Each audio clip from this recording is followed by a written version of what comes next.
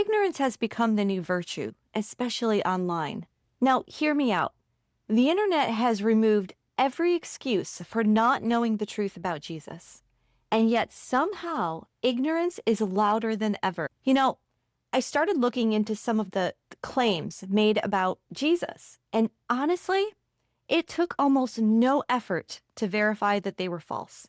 A quick search, a simple Bible verse, basic accessible history. So if truth is this easy to find, why are so many people choosing the lie? Here's what I think. Because we're living in a time where misinformation requires zero effort and truth requires intention. And most people don't want intention. They want convenience. Now, before I go any further, let's define what I'm talking about. Ignorance simply means not knowing something.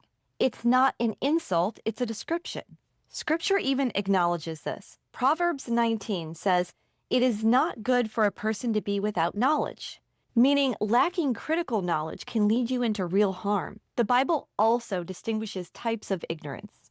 There's unintentional ignorance, when someone genuinely doesn't know because they've never been taught. Acts 17 tells us God overlooks this kind of ignorance because the heart is open to learning. But then there's willful ignorance, when the truth is available, obvious, and accessible, and someone still refuses it. That's what God rebukes in Hosea. "My people are destroyed for lack of knowledge because you have rejected knowledge." That wasn't accidental ignorance. That was chosen ignorance. And maybe this hits harder for me because when I was growing up, getting information took effort. You had to go to the library, use the card catalog, walk the aisles, pull books off the shelves, and actually read through chapters to find answers. It took time. It took intentionality. If you wanted truth, you had to search for it. Today, a child with a phone can look up biblical manuscripts, Greek and Hebrew word studies, archaeology, church history, instantly. We've never had so much access to truth, but we've also never had so little discernment, because information and misinformation now travel at the exact same speed. Anyone can go viral with a myth about Jesus. Anyone can claim authority without ever opening a Bible. And people believe it because it sounds mystical or rebellious or culturally trendy. Paul warned us this would happen in 2 Timothy chapter 4. They will turn their ears away from the truth and turn aside to myths. That's exactly the world we're living in.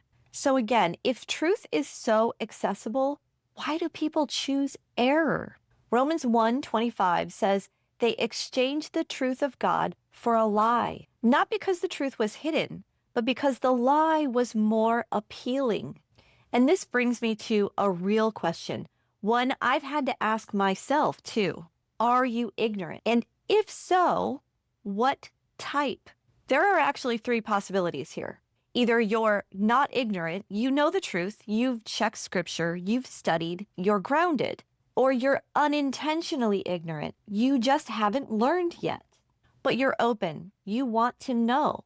This kind of ignorance is easily corrected. Or you're willfully ignorant. The truth is there, but you choose to avoid it because the myth feels easier, more exciting, more convenient, or more culturally celebrated. One of these paths leads to maturity, one leads to growth, and one leads to deception. So before you repeat the next claim about Jesus, before you share something because it sounded interesting, ask yourself, which category am I actually in? Do I know the truth? Do I want to learn the truth? Or am I avoiding the truth because it challenges what I prefer to believe? Ignorance can be corrected. A teachable heart is honored. But willful ignorance, that's dangerous. And when it comes to Jesus, truth is not optional.